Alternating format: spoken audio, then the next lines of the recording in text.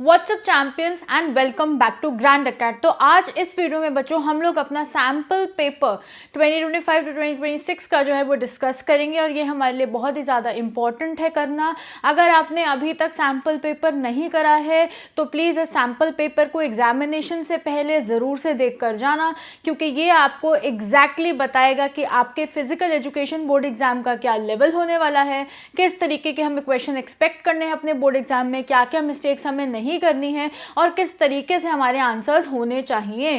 ठीक है, तो ये हमारे लिए वीडियो बहुत ज़्यादा इंपॉर्टेंट है, इसको आप लोगों ने एंड तक देखना है। अगर अभी तक आपने अपनी प्रिपरेशन नहीं करी है या आप कुछ चैप्टर्स में स्ट्रगल कर रहे हो तो हमारी स्पीड सीरीज ज़रूर से चेकआउट कर लेना, उसका लिंक आपको डिस्क्रिप्शन पिन कॉमेंट में मिल जाएगा। और उसी के साथ साथ अगर आपको अपने अभी भी तैयारी नहीं करी है, स्ट्रगल कर रहे हो, तो फिजिकल एजुकेशन चैंपियन कोर्स भी हमारा लॉन्च हो गया है। उसमें आपको सारी चीज़ें मिल जाती हैं, रेडीमेड मटेरियल्स मिलेंगे, नोट्स वगैरह और डाउट सपोर्ट भी है, तो वो भी आप चेकआउट कर लेना, link in description and pin comment. और अब फटाफट से अपनी सैम्पल पेपर को रिव्यू करना शुरू करते हैं। तो देखो बच्चों, जो हमारा पेपर है, सबसे पहला सेक्शन है हमारा एमसीक्यू का। ठीक है, अब यहाँ पर देखो पहला क्वेश्चन क्या कह रहा है कि a tournament where every team plays. ठीक है, और हमें ये निकालना है कि नंबर ऑफ मैचेस हम कैसे निकालेंगे और हमें उसका फॉर्मूला दे दिया गया है। अब ये जो फॉर्मूला है n(n-1) ये किसका फॉर्मूला है? ये है डबल लीग टूर्नामेंट का। तो फर्स्ट का आंसर हो जाएगा ऑप्शन नंबर बी। ठीक है, अब सेकंड क्वेश्चन देखते हैं। असर्शन रीजनिंग का क्वेश्चन है। असर्शन कह रही है planning should be the first step for organizing a tournament which is absolutely correct. ठीक है, रीजन क्या कह रहा है? Tournament can not be conducted without planning, जो कि बिल्कुल गलत बात है। ठीक है, तो ए ट्रू है और आर फॉल्स है, तो ऑप्शन नंबर सी हमारा यहाँ पर करेक्ट हो जाएगा। आगे चलते हैं। आपने देखा कि कैसे हम लोग अपने कीवर्ड्स को देख रहे हैं और कीवर्ड्स से जो है अपने क्वेश्चंस को सॉल्व कर रहे हैं। ठीक है बच्चों, तो अब आगे चलते हैं हम। आगे हमारा है बच्चों क्वेश्चन नंबर 3। अब क्वेश्चन नंबर 3 हमारा क्या कह रहा है? क्वेश्चन नंबर 3 हमारा मैच द फॉलोइंग का क्वेश्चन है। अब आप देखो यहाँ पर एक जगह हमें आसन, हॉर्स राइडिंग, रोप स्किपिंग, हल आसन वगैरह दे रखा है और साथ ही में हमारी डिफॉर्मिटीज हैं। अब आपको जो भी सबसे अच्छा आता है हम वो करेंगे। जैसे मुझे यहाँ पर हॉर्स राइडिंग दिख रहा है, तो हॉर्स राइडिंग जो है हम वो किसके लिए यूज करते हैं? हम वो करते हैं बच्चों नॉकनीज के लिए। तो यहाँ पर हम देखेंगे कि ऑप्शन नंबर बी का 3 कहाँ मैच हो रहा है, तो वो है ऑप्शन नंबर ए। तो correct answer is option number A. What is nutrition? ठीक है, न्यूट्रिशन क्या है? Essential substances of food like protein, fat, carbohydrates, etc. Consuming correct ratio of nutrients, dynamic process in which consumed food is digested. तो ए और B नहीं होगा। ठीक है, ऑप्शन नंबर सी ही हमारा आंसर होगा, which says dynamic process in which consumed food is digested. ठीक है, आगे चलते हैं। आगे जो हमारा क्वेश्चन है वो हमारा एक पिक्चर बेस्ड क्वेश्चन है। हमें यहाँ पर योगा आसन को आइडेंटिफाई करना है, तो यहाँ पर कौन सा ऑप्शन होगा? धनु आसन will be the correct answer. Question number 6, which of the following is a yoga pose for treatment of obesity? Gomukh आसन, भुजंग आसन, पश्चिमतन आसन या वर्ज्य। ठीक है, तो इसका आंसर क्या होगा? ऑप्शन नंबर सी इसका करेक्ट आंसर होगा। ठीक है, उसके बाद नेक्स्ट क्वेश्चन है who are the participants in Special Olympics. तो कौन से पार्टिसिपेंट्स होते हैं हमारे स्पेशल ओलंपिक्स में? वेटरन्स तो नहीं होते। Children and adults with intellectual disabilities will be your correct answer.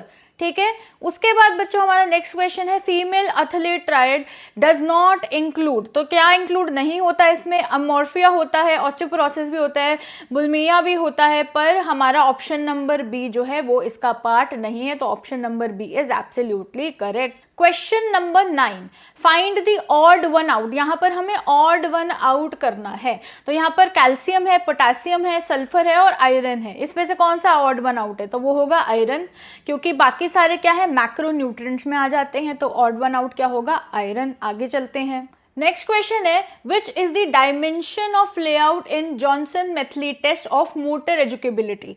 Option A है 15x3 feet, 15x3 metres, 15x2 feet, 15x2 metres. तो इसका कौन सा होगा option? Option number C will be absolutely correct. उसके बाद 11th क्वेश्चन क्या कह रहा है? Which of the following is not a short term effect of exercise on muscular system. तो हमारे keywords not a short term effect of exercise on muscular system होगा। इसमें ऑप्शन नंबर ए है अक्यूमुलेशन ऑफ लैक्टेट, जो नहीं होगा। Increase blood supply भी नहीं होगा।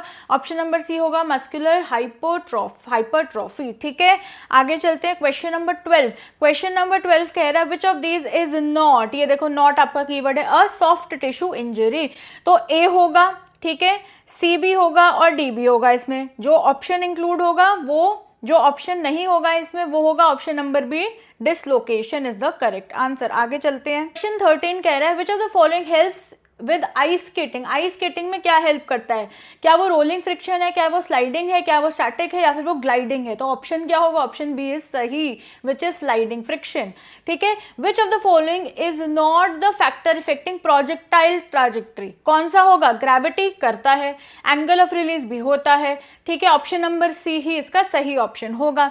15 क्वेश्चन देखते हैं भाई, 15 क्वेश्चन कह रहा है self talk refers to our dash consisting of statements we say to ourselves either in our mind or out loud, तो इसका आंसर क्या होगा, option number A, internal thoughts, बिल्कुल बिल्कुल सही आंसर है इसका। चलते हैं भाई, आगे है हमारा असर्शन रीजनिंग का सवाल। असर्शन रीजनिंग का सवाल कह रहा है aggression is a part of human behaviour and is necessary for an individual to live and struggle for higher achievements, ये स्टेटमेंट तो बिल्कुल सही है।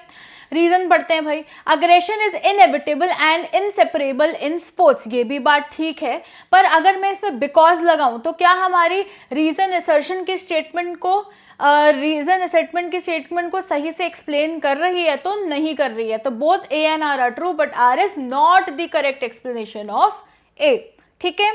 आगे चलते हैं, the method of training that involves repeated bouts of high intensity work followed by periods of rest or low intensity, ठीक है, period of rest और low intensity activity is known as, क्या होगा, continuous method, interval होगा, fartlek होगा, circuit training होगा, तो इसका आंसर होगा हमारा interval training, ठीक है। आगे चले, क्वेश्चन नंबर 18 कह रहा है which of the following is not a type of coordinative ability, coordinative ability का कौन सा टाइप नहीं है, क्या वो ओरिएंटेशन एबिलिटी है, एक्सेलरेशन है, ग्रुपिंग है या फिर डायनामिक है, कौन सा नहीं है, तो इसका आंसर होगा ओरिएंटेशन एबिलिटी, ठीक है। हम अपने 2 मार्कर्स को डिस्कस करते हैं, तो अगर आपने देखा होगा एमसीक्यू को, तो एमसीक्यू में आपने एक चीज नोटिस करी कि अगर आपको कीवर्ड्स पता है, आपको फॉर्मूलाज पता है, आपको चीज़ें पता है कि किसका क्या एग्जाम्पल है, क्या फैक्चुअल इन्फॉर्मेशन है, क्या कीवर्ड्स हैं, तो आप आराम से जो है अपने एमसीक्यूज को सॉल्व कर लोगे और बहुत जल्दी से सॉल्व कर लोगे।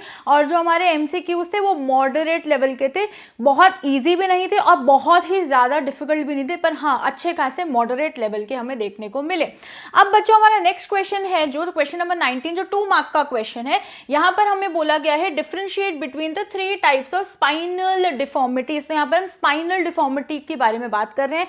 तो सबसे पहले आप इंट्रोडक्शन दे देना कि स्पाइनल डिफॉर्मिटी क्या होता है, उसके बाद जो हमारे 3 टाइप्स होते हैं कौन कौन से होते हैं, लॉर्डोसिस, काइफोसिस, स्कोलोसिस, है ना, KSL, इनको आपने अच्छे से डिफाइन करना है, आपने बताना है, ठीक है। S कर्व बताओगे, C कर्व के बारे में बताओगे, ठीक है, ये सारी चीज़ें आपको इसमें अच्छे से मेंशन करनी है। और क्योंकि ये एक डिफरेंशिएशन का क्वेश्चन है, तो मैं आपको हमेशा कहती हूँ कि जब भी डिफरेंशिएशन का क्वेश्चन आएगा आप एक अच्छे से टेबल बना के कर सकते हो, ठीक है, और आप साथ में डायग्राम्स भी बनाओगे, राइट। तो हमें यहाँ पर इसके बारे में डिस्कस करना है। नेक्स्ट क्वेश्चन पे चलते हैं। नेक्स्ट क्वेश्चन क्या है, what is a balance diet, mention its importance also. तो यहाँ पर क्वेश्चन क्या बोल रहा है कि बैलेंस डाइट क्या है और उसकी इंपॉर्टेंस बताइए। तो बैलेंस डाइट क्या है, आपकी एक संपूर्ण मील होनी चाहिए जिसमें क्या क्या होना चाहिए, आपका प्रोटीन होना चाहिए, कार्बोहाइड्रेट्स होने चाहिए, हेल्दी फैट्स होना चाहिए, वाटर होना चाहिए, मिनरल्स होने चाहिए, वाइटामिन होने चाहिए, ये सारी चीज़ें आप इसमें मेंशन करोगे। फिर आप इंपॉर्टेंस बताओगे, इसकी क्या इंपॉर्टेंस बताओगे, ये आप इसके इंपॉर्टेंस पे क्या लिखोगे, आप इसके इंपॉर्टेंस में लिखोगे कि ये हमारी इम्यूनिटी को बूस्ट करता है, हमारे को डेफिशिएंसीज ना हो उसमें हेल्प करता है, ठीक है, और हम लंबे समय तक काम करते रहें, हमारा लाइफस्टाइल अच्छा होगा। अगर हम अच्छा खाना खाएंगे तो हम अपना लाइफस्टाइल अच्छे से जिएंगे, हम अपना काम अच्छी तरीके से करेंगे। तो ये सारे पॉइंट्स आप इसमें मेंशन करोगे, ठीक है, ठीक है। अब नेक्स्ट क्वेश्चन देखते हैं भाई। नेक्स्ट क्वेश्चन कह रहा है हमें, a male student perform the Harvard step test for 4 minutes, his pulse was recorded during the recovery periods as 58 beats in the first half minute, 50 beats in the second and 42 beats in the third. Using the Harvard step test formula calculate his fitness index and state whether his score falls in the excellent, good or average category. तो यहाँ पर जो हमें formula है, कौन सा formula निकालेंगे हम ये वाला फॉर्मूला यूज करेंगे, ठीक है। distance of exercise in seconds into 100 divided by 2 into sum of pulse counting and recovery। आप ये वाला फॉर्मूला का इस्तेमाल करोगे और निकालोगे और फिर आप बताओगे कि क्या ये एक्सीलेंट है, गुड है या फिर एवरेज कैटेगरी का है।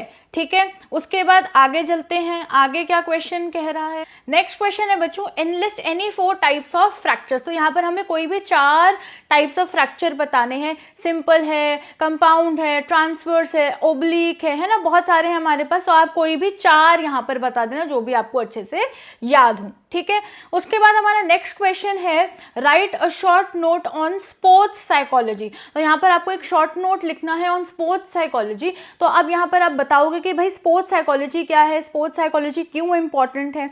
ठीक है, उसके क्योंकि देखो जब आप एक ट्रेनिंग कर रहे हो, ठीक है, तो जब भी आप ट्रेनिंग कर रहे हो तो आपका माइंडसेट कैसा है वो बहुत इंपॉर्टेंट है। आप अपने आप से कैसे बात करते हो वो बहुत इंपॉर्टेंट है। एंजाइटी होती है, अग्रेशन को मैनेज कैसे करना होता है, तो ये सब हम स्पोर्ट्स साइकोलॉजी में ही पढ़ते हैं। तो ये सब आप मेंशन करोगे। उसके अलावा आप ये भी बताओगे कि क्यों नेसेसरी है, क्या इंपॉर्टेंस है हमारे स्पोर्ट्स साइकोलॉजी की, कि भाई कोई भी हमारी टीम बिल्डिंग एक्टिविटी है उसके लिए इंपॉर्टेंट है, कोच और उनकी ट्रेनिंग के लिए इंपॉर्टेंट है, कोचेस के लिए बहुत ज़्यादा इंपॉर्टेंट है। ठीक है, उसके अलावा आप कैसे अपना मेंटल स्टेबिलिटी हो गई, आपकी इमोशनल स्टेबिलिटी हो गई, आपकी साइकोलॉजी हो गई, तो ये सारे आपका माइंड हो गया, ये सारी चीज़ें आप अपने स्पोर्ट्स वाले शॉर्ट नोट में लिख के आओगे। कह रहे हैं a football player wants to improve his acceleration and quick reaction during a match. तो एक फुटबॉल प्लेयर है, उसको इंप्रूव क्या करना है, अपने एक्सेलरेशन को और क्विक रिएक्शन को ड्यूरिंग अ मैच। तो आप कोई 2 सूटेबल ट्रेनिंग मेथड्स बताइए और जस्टिफाई करिए कि how each will help improve his performance. तो इस क्वेश्चन में आप 2 चीज़ें लिखोगे भाई, 2 चीज़ें, 2 मेथड्स कौन कौन से हैं। एक तो होगा आपके reaction drills and acceleration sprints. तो आप इन दोनों चीजों को जो है यहाँ पर, इन दोनों मेथड्स को जो है वो आप यहाँ पर एक्सप्लेन करोगे अच्छे से। है बच्चों, league tournament is a better way to जज the best team of the tournament. आपको इस स्टेटमेंट पे कमेंट करना है। ठीक है, तो आप पहले बताओगे कि लीग टूर्नामेंट क्या होता है और फिर आप बताओगे कि वो बेटर क्यों है। ठीक है, लीग टूर्नामेंट क्यों बेटर है अपने नॉकआउट से, तो आप ये बताओगे यहाँ पर। फिर उसके बाद आप ये बताओगे कि भाई क्या रीजंस हैं। एक कि सारी टीम जो है एक दूसरे के साथ खेलती है तो सबको अपॉर्चुनिटी मिलती है। दूसरी बात क्या होगी यहाँ पर कि यहाँ पर कोई भी लक नहीं है, कुछ भी नहीं है ऐसा। ठीक है, तो ये सारी चीजें जो है आप वो अपने इस वाले क्वेश्चन में लिख कर आओगे। ठीक है, कि लीग टूर्नामेंट क्या होता है, वो क्यों बेटर है नॉकआउट से। ठीक है, और यहाँ पर सबको मौका मिलता है कि सब एक दूसरे के साथ खेल सकते हैं, आपका जो शेड्यूल है वो अच्छे से फॉलो होता है, आपके नंबर जो आपके परफॉर्मेंस के बेस पर यूज होते हैं, ये सारी चीजें आप यहाँ पर लिखोगे। अब नेक्स्ट क्वेश्चन देखते हैं। नेक्स्ट क्वेश्चन क्या कह रहा है, discuss the exercise guidelines for different age groups. तो यहाँ पर डिफरेंट एज ग्रुप्स आप कौन कौन से होंगे भाई, चिल्ड्रन होंगे, अडोलेसेंट्स होंगे और सीनियर सिटीजन होंगे। तो आप इन तीनों को बताओगे भाई, चिल्ड्रन कितनी एज तक के, अडोलेसेंट कितनी एज तक के और हमारे सीनियर सिटीजन कितनी एज तक के। ठीक है, उसके बाद जो भी उनके एक्सरसाइज गाइडलाइंस हैं, फिर आप बताओगे कि किसको कितने मिनट्स की गाइडलाइंस दी गई हैं कि आपको इतनी एक्सरसाइज करनी है, आपको 80 मिनट्स करनी है, आपको 180 मिनट्स करनी है, आपको 150 मिनट्स टू 180 मिनट्स करनी है ना। ये सारी चीज़ें हम ऑलरेडी पढ़ चुके हैं। तो किस कैटेगरी को कितने मिनट्स ऑफ एक्सरसाइज बोला है, किस कैटेगरी को बोला गया है कि हम स्क्रीन टाइम बिल्कुल भी नहीं दिखाएंगे, किस कैटेगरी में बोला है कि आपको एक मिक्स करना है, आपको स्ट्रेंथ ट्रेनिंग भी करनी है, आपको एरोबिक भी करनी है ना। फिर सीनियर सिटीजन के लिए हमने अलग चीज़ें बोली हैं। तो ये सारी चीजें आपको इसमें अच्छे से लिखनी है। तो सबसे पहले आप चिल्ड्रन बताओगे, फिर एडोलेसेंट्स बताओगे और फिर सीनियर सिटीजन बताओगे। सबका एज ब्रैकेट मेंशन करोगे और किसको क्या क्या बोला गया है वो सारी चीजें लिखोगे। एक्सरसाइजेस कितना मिनट, सेडेंटरी लाइफस्टाइल हमें नहीं देना, स्क्रीन टाइम नहीं होना चाहिए, और अगर हम एडोलेसेंट की बात करें तो उनका क्या होना चाहिए, ये सारी चीजें आप यहाँ पर मेंशन करोगे। नेक्स्ट क्वेश्चन है बच्चों हमारा, explain the strategies to make physical activities accessible for children with special needs. तो आप क्या क्या स्ट्रैटेजीज करोगे उसको आपको एक्सप्लेन करना है, to make physical activities accessible for WSN। अब देखो इसमें आप पहले एक छोटी सी इंट्रो दे देना कि क्यों इंपॉर्टेंट है चिल्ड्रन विद स्पेशल नीड्स के लिए फिजिकल एक्टिविटीज, उसकी क्या इंपॉर्टेंस है। ठीक है, उसके बाद हम फिर स्ट्रैटेजीज बता देंगे भाई क्या स्ट्रैटेजीज यूज होंगी। कि हमने क्या पढ़ा था, हमने ये पढ़ा था कि भाई चिल्ड्रन विद स्पेशल नीड्स के लिए जो आपकी लाइटिंग है वो अच्छी होनी चाहिए, टीम बिल्डिंग एक्सरसाइजेज होनी चाहिए, आपको दूसरे बच्चों को भी ये बताना है कि हमें चिल्ड्रन विद स्पेशल नीड्स को कैसे बात करनी है, हम इनको इंक्लूडेड कैसे फील कराएं। अगर हम उनके लिए कोई भी स्पोर्ट्स कंडक्ट करवा रहे, कोई भी स्पोर्ट्स एक्टिविटी कंडक्ट करा रहे हैं तो उस टाइम पर उनके लिए लाइटिंग अच्छी होनी चाहिए, इक्विपमेंट वैसे होने चाहिए। तो ये सारी चीज़ें आपको इसमें मेंशन करनी है, ठीक है जी। उसके बाद नेक्स्ट क्वेश्चन है हमारा, explain the importance of pre, during and post competition diet in detail. तो सबसे पहले आप एक इंट्रोडक्शन दे देना कि क्या इंपॉर्टेंस है हमारी डाइट की, ठीक है, इन pre, during and post competition. उसके बाद आप स्टार्ट करोगे कि प्री में क्या इंपॉर्टेंस है, कि जब हम तैयारी कर रहे होते हैं किसी भी कॉम्पिटिशन की तो उससे पहले हमें किस तरीके का खाना खाना है। भाई आपके कार्ब्स होने चाहिए, नहीं होने चाहिए, आपको क्या चीज़ें अवॉइड करनी है, कार्ब्स में भी हमें कौन से कार्ब्स को खाना है, क्या वो पास्ता खा सकते हैं, क्या हम ब्रेड खा सकते हैं, पानी कितना पीना है, इलेक्ट्रोलाइट्स की कितनी इंपॉर्टेंट है, ठीक है। वैसे ही आप ड्यूरिंग में करोगे कि जब आप कंपटीशन के दौरान हो तो उस दौरान आपकी डाइट कैसी होनी चाहिए, जैसे उस दौरान आपके इलेक्ट्रोलाइट्स होने चाहिए, आपके पास सारी ये चीज़ें होनी चाहिए, आप हाइड्रेटेड होने चाहिए, ठीक है, आपको एक पर्टिकुलर टाइप ऑफ मील खानी है। अच्छा, फिर उसके बाद आपके कंपटीशन से 1-2 घंटे पहले, 2-3 घंटे पहले क्या खाना खाना है, ठीक है, ये सारी चीज़ें इसमें आ जाएंगी। फिर पोस्ट में क्या आएगा, पोस्ट कंपटीशन में आएगा कि जैसे ही आपका कंपटीशन ओवर हो गया, आपने परफॉर्म कर दिया, उसके बाद आपकी बॉडी से सारे इलेक्ट्रोलाइट्स खत्म हो गए होंगे, आप डिहाइड्रेटेड हो गए, तो आपको पानी पीना है, आपको इलेक्ट्रोलाइट्स लेने हैं। और उसके बाद आपकी जो मील है वो बहुत अच्छी मील होनी चाहिए, कार्ब्स होने चाहिए, उसमें कुछ स्वीट्स चीज़ें होनी चाहिए। तो ये सारी चीज़ें, और हाँ, जैसे अगर आपको इंस्टेंट एनर्जी लेनी है तो उसके लिए बनाना जैसी चीज़ें आपको खानी चाहिए। तो ये सारी चीज़ें आपको इसमें अच्छे से मेंशन करनी है और अच्छे से पॉइंट्स में हमें आंसर देने हैं, ठीक है। उसके बाद नेक्स्ट क्वेश्चन है बच्चों, question number 29, a gymnast maintains a head stand position on the balance beam then performs a flip. अब ये स्टेटमेंट देखो, उन्होंने बोला कि एक जिम्नास्ट है, पहले उसने हेड स्टैंड पोजीशन ली, ठीक है, उसके बाद उसने फ्लिप किया। Differentiate between the types of equilibrium shown and explain how they will help in the performance. तो देखो यहाँ पर अगर आप हेड स्टैंड की बात करोगे तो बेटा यहाँ पर स्टैटिक की बात हो रही है, और जब वो फ्लिप मारता है तब वहाँ पर डायनामिक की बात हो रही है ना। तो आपको स्टैटिक और डायनामिक को एक्सप्लेन करना है, उसी के साथ साथ दोनों का एग्जाम्पल दे देना, राइट। नेक्स्ट क्वेश्चन है हमारा, describe personality, explain the dimensions of personality. तो सबसे पहले आप पर्सनालिटी को डिफाइन करो कि पर्सनालिटी क्या होती है। पर्सनालिटी का सिर्फ ये मतलब नहीं है कि आपने क्या कपड़े पहने हैं, है ना, आप क्या कर रहे हो। पर्सनालिटी क्या है, आपका एक होल चीज़ है। जब हम आपको सबसे पहले देखते हैं, आप किसी से फर्स्ट मीटिंग करते हो तो आप किसी को एज अ इंसान, एज अ होल देखते हो।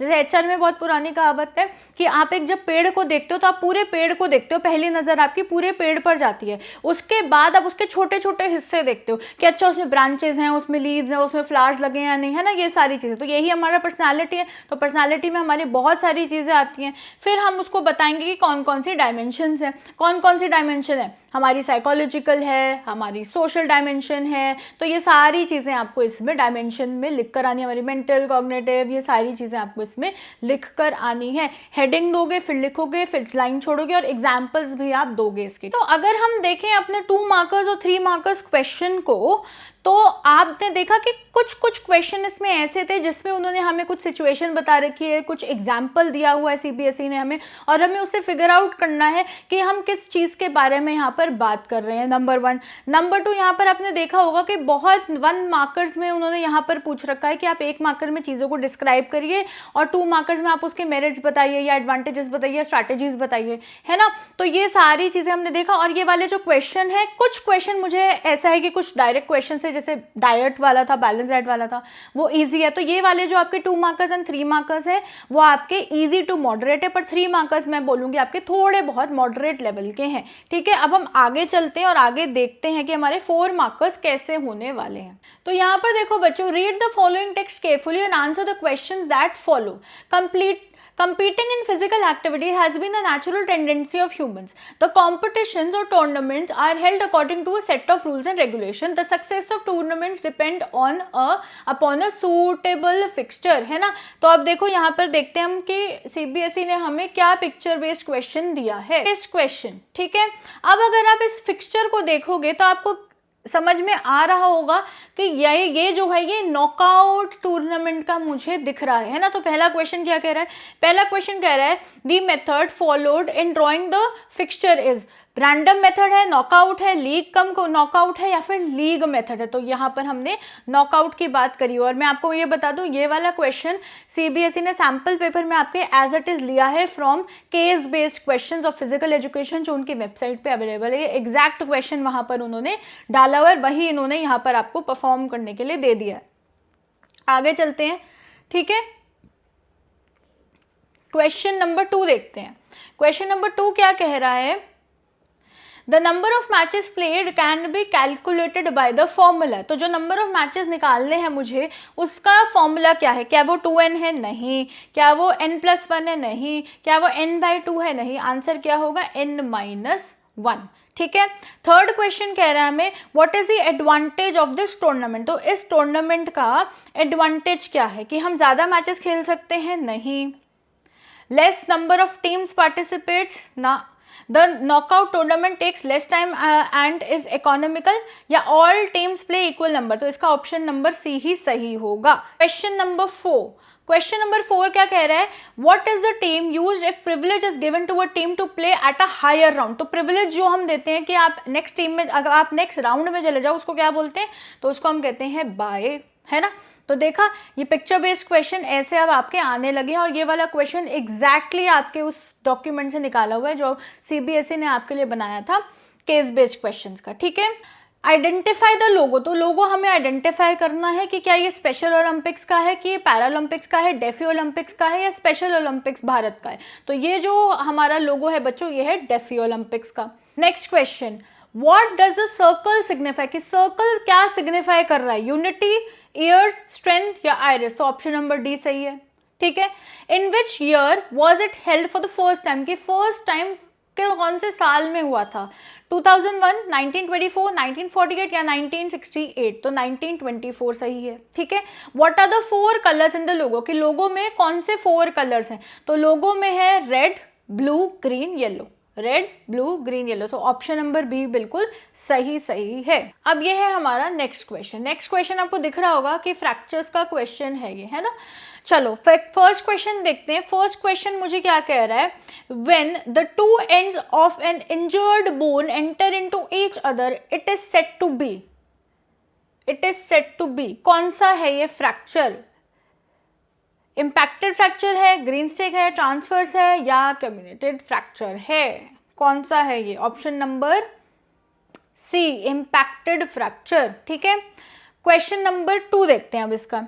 Dash is a comminuted fracture. तो यहाँ पर कौन सा फ्रैक्चर की बात हो रही है? ऑप्शन ए देखो, ऑप्शन बी देखो, ऑप्शन सी देखो, ऑप्शन डी देखो, और ऑप्शन ई देखो। फिर आपको बताना है कि कौन सा है। Option number B. ठीक है।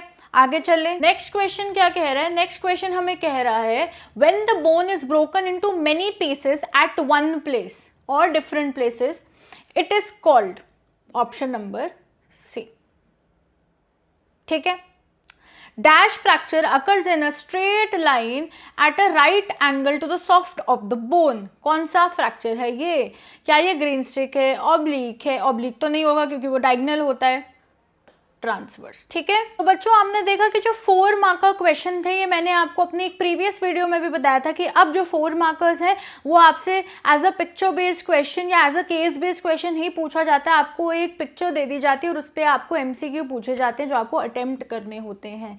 ठीक है। तो ये चेंज है जो मैं 2-3 सालों से देख रही हूँ, और ये मैंने आपको पहले भी बताया था कि 4 मार्कर में आपका पिक्चर बेस्ड क्वेश्चन है। तो अगर आपने सही से पिक्चर्स नहीं देखी हैं अपनी बुक में, अगर आपने फ्रैक्चर्स को नहीं पता कि फ्रैक्चर्स कहाँ से कैसे टूटता है, क्या इमेज है, वैसे ही आपकी सॉफ्ट टिश्यूज इंजरी है उनके भी आपको इमेजेस पता होनी चाहिए, है ना। सबके लोगोज वगैरह पता होने चाहिए, कलर्स पता होने चाहिए, साथ में आपके जो ईयर्स हैं वो आपको पता होने चाहिए। उसी से आपके ऐसे वाले क्वेश्चंस जो हैं वो बनेंगे। जो हमारे 4 मार्क का क्वेश्चंस थे वो भी आपके मॉडरेट लेवल के थे, क्योंकि फ्रैक्चर का जो इमेज थी उसको ध्यान से देखना, क्योंकि प्रिंटिंग में हो सकता है थोड़ा आपको प्रॉपरली ना दिखे, पर आपको अच्छे से देखना है, ऑब्जर्व करना है पिक्चर को, और आपको सारी चीज़ें पता होनी चाहिए तभी आप, और नेटिग्रिटीज और कीवर्ड्स भी पता होने चाहिए जिससे आप क्वेश्चंस को निकाल पाओ। आपने देखा कि स्ट्रेट लाइन से बोन टूट गई है, चूरा चूरा हो गई, ये सारी चीज़ें क्या आपके कीवर्ड्स ही तो है। तो ये जो आपका था ये मैं बोलूँगी मॉडरेट लेवल का था। और कुछ बच्चों को हो सकता है डिफ़िकल्ट लगे, जिन्होंने पिक्चर्स नहीं देखी, जिन्होंने कीवर्ड्स रिवाइज नहीं करे, हो सकता है कि उनको इसमें डिफिकल्टी आए। तो बच्चों नेक्स्ट पे चलते हैं हम, जो हमारे 5 मार्क का क्वेश्चन है। देखते हैं अब इसमें क्या है भाई। What do you mean by asthma, mention इसके सिम्टम्स मेंशन करो, explain the procedure, benefits and contraindication of an asana beneficial for the patient of arthritis. ठीक है, तो अब देखो आपको ध्यान में रखना है कि what do you mean by asthma. तो पहले तुम अस्थमा की डेफिनेशन दे दो कि अस्थमा क्या होती है, ठीक है, वो बताओगे। नॉस्ट्रल जो है आपकी इन्फ्लेम्ड हो जाती है, म्यूकस निकलता है, ये सारी चीज़ें, ठीक है। उसके सिम्टम्स बता देना, छींकें आती हैं और नॉन स्टॉप छींकें आती हैं, आपकी आवाज़ आती, वीजिंग साउंड आती है, ये सारी चीज़ें आप इसमें लिखोगे। फिर आप सारा प्रोसीजर बताओगे, बेनिफिट्स बताओगे और कॉन्ट्राइंडिकेशन बताओगे of asana beneficial for a patient of arthritis. ठीक है, जो भी आसन आपको बेस्ट आता होगा पहले उस आसन को बताना कि वो क्या आसन है, उसके बाद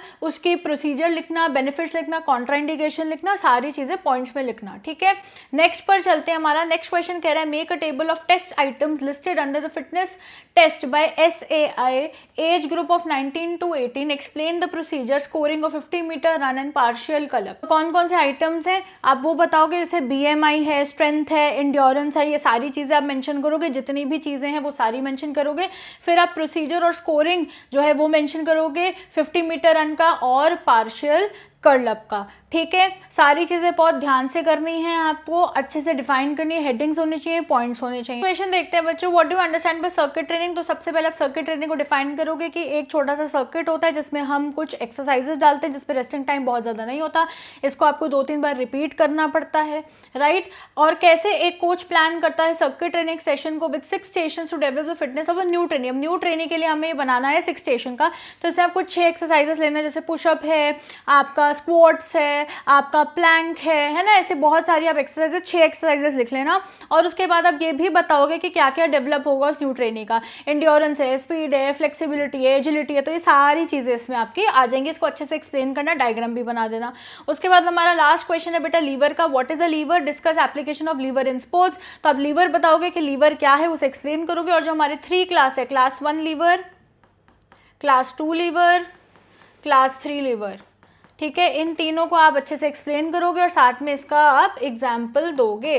तो जो आपके 5 मार्क का क्वेश्चन है, 5 मार्क का क्वेश्चन मैं आपको बोलूँगी इजी टू मॉडरेट है। इजी ही है क्योंकि ये आपसे डायरेक्ट क्वेश्चन पूछ रहा है, कुछ भी यहाँ पर इनडायरेक्ट नहीं है। जो हम पढ़ चुके हैं, आप पढ़ोगे क्वेश्चन तो आपको समझ में आ जाएगा कि आपको यहाँ पर लिखना क्या है। स्ट्रक्चर फॉलो करना जो मैंने आपको सिखाया है, इंट्रोडक्शन, बॉडी, कंक्लूजन, जहाँ जहाँ डायग्राम्स बना सकते हो, एग्जाम्पल्स दे सकते हो, वहाँ वहाँ तुमने ये देना है। और हाँ, 5 मार्कर्स में अच्छा खासा तुम्हारा लंबा अच्छा आंसर होना चाहिए। 4 मार्कर्स में हमने देखा कि पिक्चर बेस्ड क्वेश्चन है, MCQ है, तो तुम्हें आपको ज़्यादा लिखने की ज़रूरत नहीं होगी। और 3 मार्कर्स में भी तुम्हें अच्छे खासे पॉइंट्स लिखने हैं, 2 मार्कर्स में भी, और MCQ तो मैंने तुम्हें बता ही दिया है। आंसर राइटिंग मास्टर क्लास देख लेना। और हाँ, अगर तुमने अभी तक सैम्पल पेपर नहीं किया था तो इससे तुम्हारे को समझ में आ गया होगा कि क्या लेवल ऑफ क्वेश्चन है। ओवरऑल मैं बोलूँ तो पेपर तुम्हारा ईजी टू मॉडरेट है, डिफिकल्ट बिल्कुल भी तुम्हारा सैम्पल पेपर नहीं है। तो तुम्हारा बोर्ड का पेपर भी इसके आसपास ही आएगा। और जाने से पहले make sure to like this video and subscribe to Grand Academy, क्योंकि तुम सबको पता ही है कि हमारे चैनल पे बहुत बढ़िया CUET एंड बोर्ड्स कंटेंट आता रहता है। अभी तक प्रिपरेशन नहीं करी है तो जाकर फिजिकल एजुकेशन स्पीड सीरीज की प्लेलिस्ट चेकआउट करो, उससे तुम्हें काफ़ी हेल्प मिलेगी। Link is in the description and pin comment. और अगर तुम अभी भी स्ट्रगल कर रहे हो फिजिकल एजुकेशन में, रेडीमेड रिसोर्स का यूज़ करो, which is physical education champion course. इसमें तुम्हें line by line detailed lectures मिलेंगे, उसके अलावा तुम्हें नोट्स मिलेंगे, माइंड मैप्स मिलेंगे, क्वेश्चन आंसर PDF मिलेगा, डाउट सपोर्ट मिलेगा जिसमें मैं ही तुम्हारे साथ अवेलेबल रहूँगी, और बहुत सारी चीज़ें इसमें तुम्हें मिलेंगी। तो इसका भी लिंक बच्चों डिस्क्रिप्शन और पिन कमेंट में मिल जाएगा। All the best for examinations, अच्छे से तैयारी कर लेना। कुछ चीज़ों पे तुम्हें ज़्यादा फोकस करना है, उस पर ज़रूर से फोकस करना, और सैम्पल पेपर ज़रूर से देख कर जाना। Till next time, keep winning you champions.